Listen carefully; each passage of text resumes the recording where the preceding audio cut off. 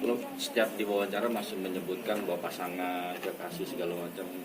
Kalau bisa dibilang kayaknya lo nggak bisa mau, bener nggak sih?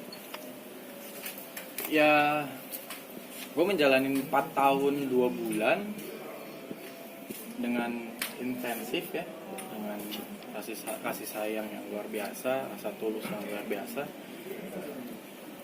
Tiba-tiba di luar bilang kalau dia memutuskan saya. Artinya saya sendiri, kenapa harus caranya seperti ini? Ketika memang kita menjalaninya secara langsung, maka kita harus berakhirnya dengan cara di sosial media. Itu aja sih yang buat saya merasa kok kayaknya gue belum putus deh. Karena memang belum ada kesempatan untuk gue ketemu dengan dia untuk membicarakan ini secara baik-baik. Tapi apapun keputusannya, gue tetap harus menghargai. Itu adalah keputusan. Berarti sampai sekarang lo masih begging ke dia buat tetap stay? Ya gue masih berusaha, karena gue tipe orang yang gue selalu berusaha memperbaiki apapun kesalahan gue, apapun keadaan gue untuk memberikan suatu hal yang terbaik untuk pasangan gue. Dan itu gue lakukan selama 4 tahun lebih gitu ya. Masalah tuh banyak banget dari dulu memang, tapi selalu gue yang menyelesaikan, gue berusaha untuk memperbaiki. Tapi keadaan yang saat ini ada masalah yang datang seperti ini luar biasa, ini belum pernah terjadi di hidup saya, belum pernah. Bisa dibilang ini ada lubang di depan saya yang saya sudah ada di lubang. Saya masih pengen keluar dari lubang itu dan memperbaiki semuanya seperti itu, tapi kesempatan itu belum datang. Praktis kapan? Udah berapa lama? Sorry? Udah berapa lama? Tahu putus ya? Kalau nggak salah ya, saya itu tanggal 31 itu sempat ketemu dia dan kita sempat bilang break secara langsung. Tapi break ini kita sering lakukan dulu-dulunya. Break itu adalah kita minta waktu untuk introspeksi dulu ketika ada kesalahan. Ketika nanti udah tahu kesalahannya apa, kita balik lagi, kita selesaikan dengan cara yang lebih tenang. Itu yang kita lakukan. Nah, itu yang kita lakukan juga pada tanggal 31 Agustus. Dan di tanggal, kalau tidak salah ya, tanggal 2 atau tanggal 3 tuh saya ngeliat dia Instastory live. Dari tim saya bilang, "Bang, ini ngomong di live nih, Bang." Katanya dia mutusin tuh. Benar nggak, Bang? Ya, tanggal 31 kita ketemu, bicara break 1 bulan paling lama untuk menyelesaikan ini semuanya, untuk meredam keadaan ini. Tapi belum sampai 1 bulan kita ketemu untuk memutuskan gimana hasil break kita, pelajarannya apa yang mau kita lakukan. Tiba-tiba di tanggal itu dibilang putus gitu. Jadi saya bingung, saya harus bersikap seperti apa. Apakah saya mengiyakan putusnya, atau saya menganggap itu bukan putus karena keputusannya belum bersama gitu loh.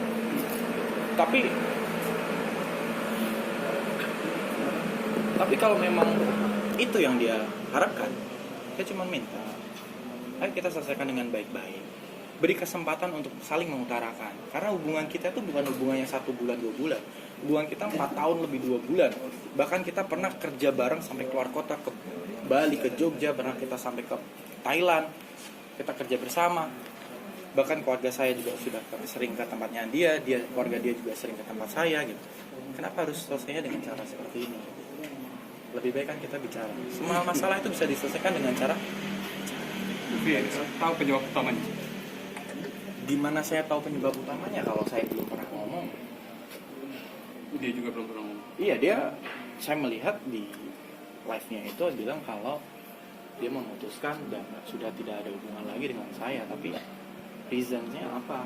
Saya belum tahu gitu. Apakah bisa dikatakan bahwa permasalahan lu ini adalah penyebab utamanya? Iya. Mungkin iya, tapi coba saya tanya sama kalian. Ketika kita punya masalah, hidup itu pasti selalu ada masalah, betul? Ketika ada masalah seperti ini, dengan 4 tahun 2 bulan kita saling mengenal, harusnya apakah selesai dengan cara seperti ini? Tidak kan, harusnya kita bisa selesai dengan baik-baik. Kalau memang itu keinginan selesai, toh juga harapannya kita saling silaturahmi masih terjaga kan. Tapi kalau kayak gini silaturahmi tidak terjaga, saya tidak bisa kontak dia tidak bisa kontak saya. Sangat sayang kita menjalani hubungan 4 tahun 2 bulan dengan rasa sayang, dengan rasa tulus, ikhlas, tapi harus berakhir dengan tidak kenal. Tapi seberapa terbuka lu sama dia? Sampai detik ini atau sampai apa? Selama menjalani 4 tahun ini? Oh, tidak ada hal yang saya tutup-tutupi. Bahkan Salsa saya berikan nomor PIN, nomor rekening saya. Saya kasih tahu Buat apa? Biar dia tahu berapa sih penghasilan saya. Kalau memang kita sudah saling niat, saya akan terbuka semuanya. Kata memang ini adalah jodoh, dia sudah tahu berapa penghasilan saya setiap bulannya, berapa pengeluaran saya sudah terbuka itu. Karena tujuan saya adalah, maaf, ya saya pengen menjalin hubungan yang serius. Pada saat itu dengan Salsa, kurang terbuka apa? Kalau masalah ekonomi aja kita sudah terbuka, otomatis yang lainnya pasti terbuka. Oke, kalau untuk permasalahan yang ini, apakah terbuka juga atau berjalan sendiri? Yes, sebelum kejadian ini viral, di awal posting pertama yang part 1, Salsa sempat ngobrol sama saya. Kenapa kamu lakukan gini? Ini saya jadi dihujat bla bla bla bla bla. Ya, saya juga sangat menyayangkan. Kenapa netizen harus menyerang ke orang yang tidak tepat? Kalau memang itu masalahnya saya, ya seranglah saya, bukan keluarga saya atau keluarga orang yang berada di sekitar saya. Tentunya semua orang juga tidak mau dong. Orang saya nggak salah apa-apa kok dibawa-bawa urusannya dia. Seperti itu. Dan apa yang saya lakukan ini tidak pernah membawa keluarganya Salsa, membawa Salsa ataupun siapapun. Saya berjalan dengan sendiri. Itu aja sih. Seharusnya juga harus bisa disikapinya dengan, yaitu masalahnya Lutfi. Ya udah, biar dia menyelesaikan, kita tunggu momen untuk bicara. Harusnya seperti itu sih. Oke, tapi kan ini efek domino ya. Yes. Bahwa lu nggak bisa lepas dari permasalahan. Yes. Ketika konsekuensi logisnya adalah dia kena imbas efek domino. Oke. Ada asap, ada api. Betul. Ada api, ada asap. Sebelum kejadian ini terjadi, pasti kalian sudah tahu lah, ada banyak kejadian yang menimpa dia. Tapi di mana posisi saya? Saya selalu ada di belakang dia, mensupport dia dalam keadaan susah maupun duka. Untuk keadaan susah maupun keadaan senang, gue selalu mensupport dia. Tapi di saat gue lagi jatuh ke lubang, gue sangat menyayangkan kenapa dia tidak ada di samping gue.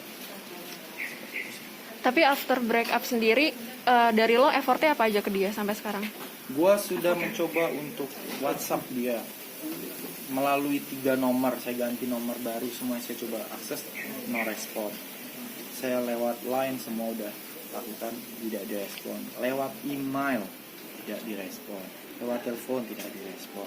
Tapi memang saya masih ada satu kondisi, saya memang masih kontak Mama Iis. Yes. Karena memang kita ada, saya membantu untuk sebuah usahanya, ada yang saya bantu, masih berjalan sangat profesional.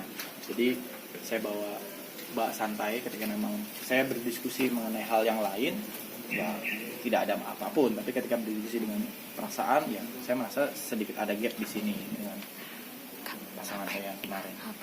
Buat datengin langsung udah. Gini mas, saya tipe orang kalau datengin langsung itu kan rumahnya dia ya. Ketika saya datang tiba-tiba diusir, saya bisa di yang enggak kan, perlakuan tidak menyenangkan atau apa. Walaupun itu tidak mungkin ya, tapi ketika orang yang saya datangin tidak nyaman, itu akan bahaya buat saya. Lebih baik kalau memang saya diizinkan, saya akan datang. Detik itu juga. Pasti takut dong. Bukan takut mas. Saya menghargai kondisi Salsa masih dengan kekecewaan yang luar biasa. Karena 4 tahun 2 bulan kita biasanya masuk pintu rumah itu welcome gitu, nggak ada rasa gimana. Tapi karena kondisi seperti ini ya, saya harus kasih waktu dia untuk menenangkan diri dulu. Apa yang membuat dia mengambil keputusan seperti ini? Pasti ada kekecewaan besar. Ketika kekecewaan itu masih besar, mau diajak ngomong apapun juga tidak akan bisa sesuai harapan kita. Tapi bicara juga sama Mama Iis. Oh iya, kalau Mama Iis, Papa Andri, saya kontak. Dan luar biasanya saya salut Mama Iis, Papa Andri itu adalah sosok orang tua angkat saya yang saya anggap di Jakarta. Orang tua saya di Semarang. Beliau menganggap saya seperti anaknya sendiri. Ceritanya sudah kalah. Ada solusi dari mereka? Solusi dari mereka, biarkan kakak tenang dulu. Kakak pasti kecewa dengan kondisi ini, mungkin ya, itu perasaan dia. Ketika memang sudah tenang, kalian bisa komunikasi dengan baik-baik. Dan yang perlu diingat, Mama Iis menerima saya kapanpun mau datang ke situ. Tapi kalau memang Salsa belum menerima, ya lebih baik jangan dulu daripada nanti ada konflik yang tidak diinginkan. Berarti sama Salsanya banget ya? Maksudnya nggak ada kontekannya sama Salsanya? Yes. Karena kan Salsa adalah pasangan saya ya, kemarin ya. Ya sampai sekarang juga saya juga belum ada putus di saya ya. Oke. Gitu, jadi ya masih ada gap di situnya. Tapi saya jujur, saya masih pengen memperbaiki keadaan ini. Karena apa? lebih baik kita mempertahankan daripada mencari yang baru. Banyak orang cerai masih bisa rujuk kembali, banyak orang putus masih bisa kembali lagi, banyak orang salah masih bisa memperbaiki lagi. Dan saya berharap kesempatan itu datang ke saya. Berarti bisa dibilang